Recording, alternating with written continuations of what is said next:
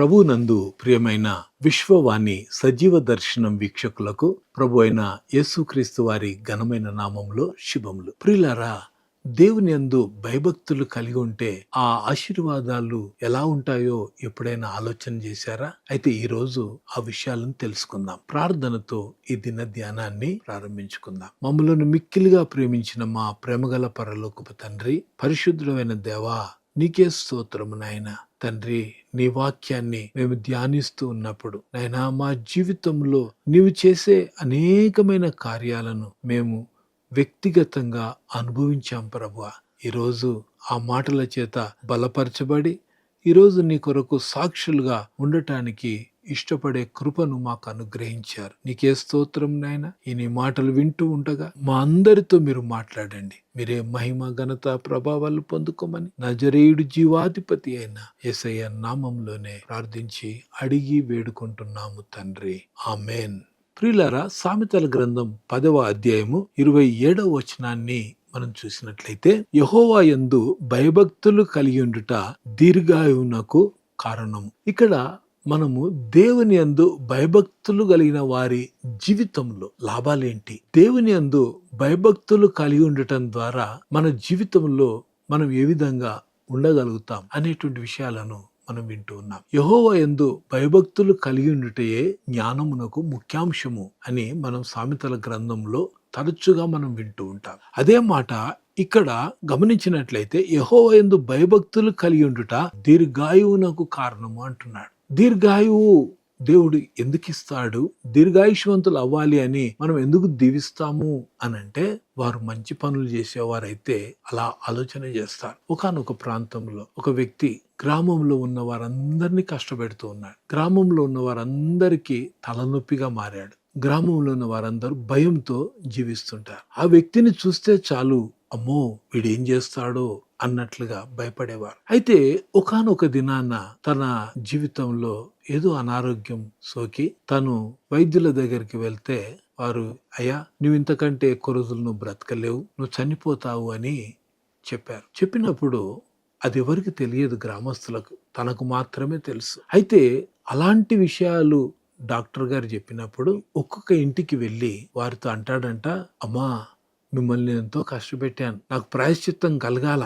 అయితే నాకు ప్రాయశ్చిత్తం కలగాలి అంటే నేను శిక్షింపబడాలా. మీరందరూ పలానా సమయానికి వచ్చి నాకు శిక్ష విధించాలా. మీరేదో చేయాల్సిన పని లేదమ్మా, ఒక రాయి నా మీద వేస్తే చాలు అని చెప్పేసి ఊర్లో ఉన్న వాళ్ళందరినీ ఒక దగ్గర కంకర్రాలు తెచ్చిపెట్టుకొని ఆ రాయి తన మీద వేయాలని గ్రామస్తులందరినీ పిలుచుకొచ్చి ఆ దినాన అందరినీ తన పైన రాయి వేయమని చెప్పారు. రాయి వేయమని చెప్పినప్పుడు అని కొట్టడం కాదు, కానీ రాయి వేయమన్నాడు కనుక ఒక్కొక్క రాయి దెబ్బ తలవకుండా ఉండేటట్లుగా ఒక్కొక్క రాయి తన మీద పేర్చడం మొదలు పెట్టారు. అలా పేర్చేసరికి సాయంకాలం అయ్యింది. సాయంకాలం అయిన తర్వాత చూస్తే అప్పటికే ఆ రాళ్ల కుప్పంతా ఆ మనిషిపై ఉండడం ద్వారా ఆ మనిషి చచ్చిపోయాడు అనేది నిర్ధారణ కూడా అయ్యింది. అయితే అప్పుడే సాయంకాలం అయ్యేసరికి పోలీస్ వారి సైరన్ మోగుతుందంట. గ్రామానికి వచ్చారు. తిన్నగా ఆ కుప్ప దగ్గరికే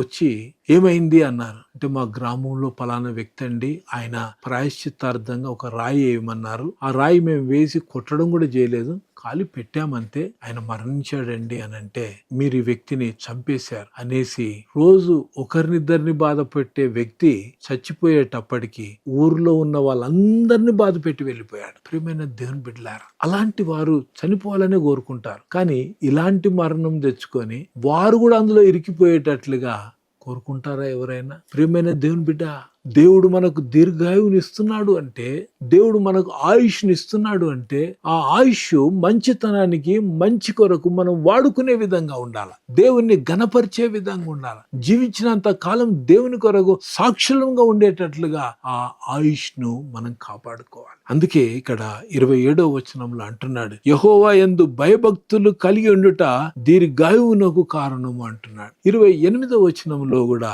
చూస్తే మొదటి భాగము, నీతిమంతుల ఆశ సంతోషము పుట్టించును. చాలా మంది అంటుంటారు, ఏమండి నీతిగా జీవిస్తే ఏం లాభం అండి, అన్యాయంగా జీవిస్తున్నటువంటి వారే చక్కగా ఉన్నారు కదండి. అన్యాయంగా జీవిస్తున్నటువంటి వారే రోజు రోజుకి జీవితం 3 పువ్వులు 6 కాయల వలె ఉంటున్నాయండి, చాలా సంతోషంగా ఉన్నారండి అని అనుకుంటూ ఉంటారు. ప్రియమైన దేవుని బిడ్డలారా, ఆ సంతోషము తాత్కాలికమైనదే. ఆ సంతోషము క్షణమాత్రం ఉండేటువంటిదే. అందుకే క్షణమాత్రం ఉండు పాపమునకు లోనై ఎంతో మంది బాధను అనుభవిస్తున్నటువంటి వారు ఉన్నారు. ఎంతో మంది వారి సంతోషాన్ని కోల్పోతున్నారు. ఆ పాపంలో పడిన తర్వాత ఆ పాపం వారిని వెంటాడుతున్నప్పుడు వారి జీవితంలో నెమ్మది లేక, శాంతి లేక, సమాధానం లేక చస్తే బాగుంటుంది అనుకున్నట్లుగా ఆలోచన చేసేవారు చాలా మంది ఉన్నారు. ఈ రోజుల్లో ప్రత్యేకంగా యవన బిడ్డలు తమ జీవితాలను మరి సంతోషం లేకుండా చేసుకోవడానికి గల కారణం ఏమిటి అనంటే, నీతి కాకుండా అవినీతికి పాల్పడడం ద్వారా. ఈ రోజుల్లో బంగారం విలువ చాలా పెరిగిపోయింది కదా. ఈ మధ్య కాలంలో దొంగలు ఎక్కువయ్యారంట. జాగ్రత్త. ఏమిటి అనంటే, బంగారం విలువ ఎక్కువైంది గనుక దారిలో వెళ్తున్నటువంటి వారు మెడలో ఉన్నటువంటి ఒక చైన్ లాక్కుంటే లక్షలు వస్తాయరా నాయన మనకి, ఇదే పని బాగుంది అనేసి కొంతమంది దొంగతనానికి ఎగబడ్డారంట. ప్రియమైన దేవుని బిడ్డలారా, అందుకే ఇక్కడ అంటున్నాడు, నీతిమంతుడు సంతోషంగా ఉంటాడు అనేటువంటి విషయాన్ని మనం జ్ఞాపకం చేసుకోవాలి. తర్వాత మనం గమనిస్తే 29వ వచనాన్ని చూస్తే, యథార్థవంతునికి యెహోవా ఏర్పాటు ఆశ్రయదుర్గం అంటున్నాడు. ఎవరైతే దేవుని యందు భయభక్తులు కలిగి ఉంటారో, ఎవరైతే దేవుని యందు విశ్వాసం ఉంచుతారో, యథార్థతను కలిగి ఉంటారో వారు ఎంతో ధన్యులు. యోబు జీవితంలో మనం గమనించినట్లయితే యోబును గురించిన సాక్ష్యం ఏమిటి అంటే, అతడు యథార్థవర్తనుడును, న్యాయవంతుడును, తర్వాత దేవుని యందు భయభక్తులు కలిగి చెడును ద్వేషించినటువంటి వ్యక్తి ఆయన. ఆయన జీవితంలో వచ్చిన శ్రమలు ఇంత అంతా కాదు. అయినప్పటికీ ప్రియమైన దేవుని బిడ్డలారా, ఆయన అలా యథార్థంగా, నీతియుక్తంగా, తర్వాత దేవుని యందు భయభక్తులు కలిగి ఉండటం ద్వారా తను చివరి అధ్యాయంకి వచ్చేసరికి 2 ఆశీర్వాదం పొందుకున్నట్లుగా మనం చూస్తా ఉంటాం. అందుకే యథార్థవంతునికి యెహోవా ఏర్పాటు ఆశ్రయదుర్గము అంటున్నాడు. ఆయనే ఆశ్రయంగా ఉంటాడు. ఈరోజు నీతి న్యాయములన్నిటిని వదిలిపెట్టి విచ్చలవిడిగా తిరుగుతున్నటువంటి వారి జీవితాల్లో జరిగేది ఏమిటనంటే, వారు చెరసాలలో మూయబడతారు, సంకెళ్ళ చేత బంధింపబడతారు. అది వారి యొక్క స్థితి. దేవుని బిడ్డలు, దేవుని యందు భయభక్తులు కలిగినటువంటి వారు, నీతిని అనుసరించేటువంటి వారు, యథార్థంగా ఉండేటువంటి వారి జీవితాలు సంతోషంగా ఉంటుంది. అందుకే యథార్థవంతులను దర్శించుటకు దేవుని యొక్క ఆత్మ భూలోకమందంతటా సంచారం చేస్తుంది అని దేవుని వాక్యంలో మనం వింటూ ఉంటాం. ప్రియమైన దేవుని బిడ్డ, యథార్థత అనేది చాలా ప్రాముఖ్యం. నిజం చెప్తే నమ్మేవారు లేదండి. నిజం చెప్పే లోపు అబద్ధం అంట ఊరంతా తిరిగి వస్తుందంట అండి. అబద్ధానికి అంత పవర్ ఉందండి. యథార్థంగా చెప్తుంటే ఎవరు నమ్మట్లేదండి నన్ను అని మాట్లాడుతూ ఉంటారు. ప్రియమైన దేవుని బిడ్డ, మనుషులు నమ్మినా నమ్మకపోయినా దేవుడు నీ హృదయాన్ని ఎరిగినటువంటి వాడు. అందుకే ఆయన అంటున్నాడు, యథార్థవంతునికి యెహోవా ఏర్పాటు ఆశ్రయ దుర్గం. 30వ వచనంలో మనం చూస్తే, నీతిమంతుడు ఎన్నడును కదిలింపబడడు అంటున్నాడు. నీతిని అనుసరించి నడిచే జీవితం నీకుందా?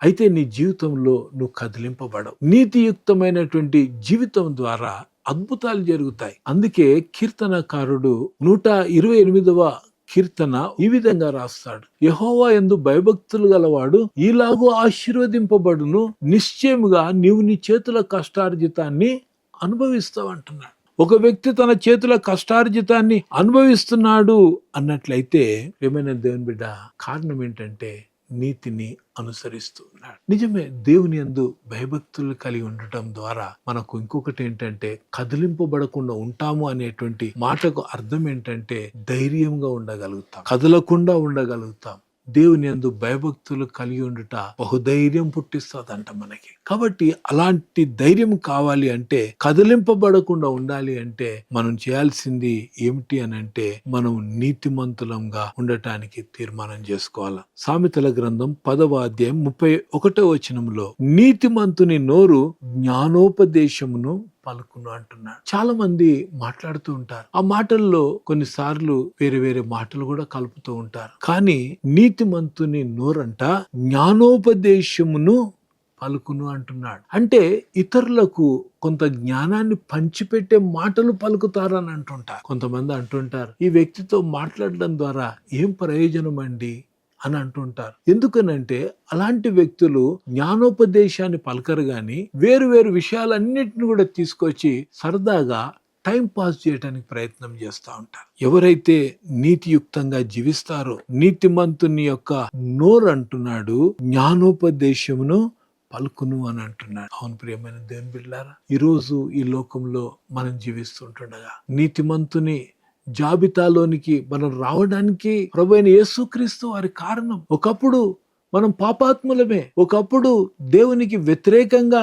జీవించినటువంటి వారమే. కానీ ప్రభువైన యేసుక్రీస్తు వారు సిలువ మరణము ద్వారా దేవునికి మనకున్నటువంటి ఆ యొక్క ఎడబాపును తొలగించటానికి, దేవునితో కలిసి ఉండటానికి, ఆయన సన్నిధిని అనుభవించటానికి ప్రభువైన యేసుక్రీస్తు వారు నీ కొరకు నా కొరకు ఆ సిలువ మ్రానుపై వ్రేలాడి తన ప్రాణాన్ని పెట్టాడు. తన ప్రాణం పెట్టడం ద్వారా తన నీతిని మనకు దయచేసి మనం కూడా నీతిమంతుల జాబితాలోనికి రాగలగటానికి దేవుడు సహాయం చేశాడు. అవును ప్రియమైన దేవుని బిడ్డలారా, మన అనుదిన జీవితంలో నీతి అనేది చాలా ప్రాముఖ్యమైనటువంటిది. ప్రియమైన దేవుని బిడ్డలారా, ఈరోజు నీ నోటిలో ఎలాంటి మాటలు ఉన్నాయి? నువ్వు ప్రభుని రుచి చూస్తే, రక్షణానుభవంలోనికి వస్తే, ప్రభు మార్గంలోని ఉంటే గనక నువ్వు అనేకులను ప్రభావితం చేయగలిగే సామర్థ్యాన్ని దేవుడు నీకు ఇస్తాడు. తన నోటి మాటలు నీ నోటిలో ఉంచుతాడు. మనం దేవుని యందు భయభక్తులు కలిగి ఉండటం ద్వారా, దేవుణ్ణి కలిగి ఉండటం ద్వారా, దేవుణ్ణి రుచించినటువంటి అనుభవం కలిగి ఉండడం ద్వారా మనం చేసేటువంటి ప్రధానమైన పని ఏంటంటే, ఈరోజు నీ జీవితంలో నీ కంటికి ఆకర్షణీయంగా ఏదైనా కనిపిస్తుందా?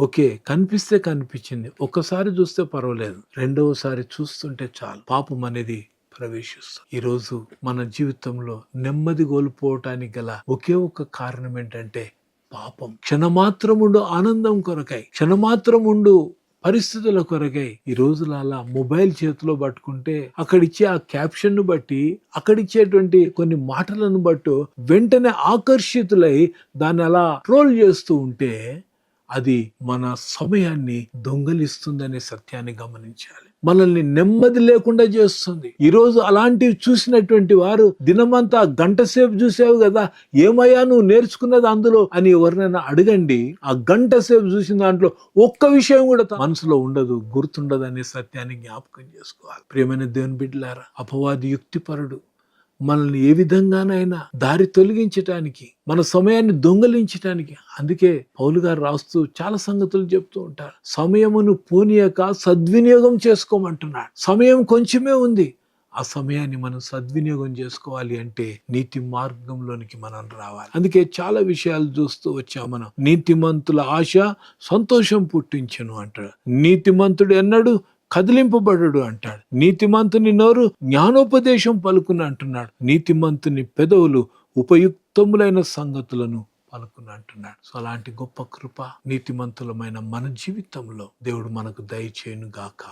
ఆమేన్. మమ్మలను మిక్కిలిగా ప్రేమించిన మా ప్రేమగల పరలోకపు తండ్రి, నీకే స్తోత్రము నాయనా. నీ ప్రేమ ఎంత గొప్పదయ్యా తండ్రి. మా కొరకు సిలువ మ్రానుపై వేలాడబడి నీ యొక్క రక్తాన్ని కార్చి నాయనా పాపులమైన మా జీవితాలలో మీరు గొప్ప కార్యము, దేవునితో సాంగత్యము కలిగి ఉండటానికి, దేవుణ్ణి సమీపించడానికి, నైనా పాపంతో మేము సమీపించలేము గనుక మమ్మల్ని నిర్దోషులుగా చేయటానికి మా పాప భారమంతా నువ్వు మోసుకొని ప్రభువా మా కొరకు శిక్షింపబడి, మా కొరకు నీ శరీరం అంతా గాయపరచబడి ఈరోజు నా తండ్రి నీలో ఆనందించటానికి ప్రభువా నీ మాటల్ని మా హృదయంలో ఉంచావు. నీకే స్తోత్రము నాయన. తండ్రి, యెహోవా యందు భయభక్తులు కలిగి ఉండుట దీర్ఘాయువునకు కారణం అంటున్నావు తండ్రి. నీకే స్తోత్రము నాయన. నీ యందు భయము భక్తిని విడిచిపెడితే తండ్రి ఎంతో మంది తమ ఆయుష్ కాలాన్ని కొనసాగించలేకపోతున్నారు ప్రభువా. ఎంతో మంది అనారోగ్యం పాలవుతున్నారు. ఎంతో మంది ఎన్నో పరిస్థితుల గుండా పయనిస్తున్నారు ప్రభువా. నీ కొరకు మేము జీవించటానికి, నీలో మేము ఎదగటానికి కావాల్సిన కృపనిచ్చి విన్న వాక్యాన్ని నీరు కట్టి ఫలింపజేసి మీ నామాన్నే మహిమపరచుకొనుమని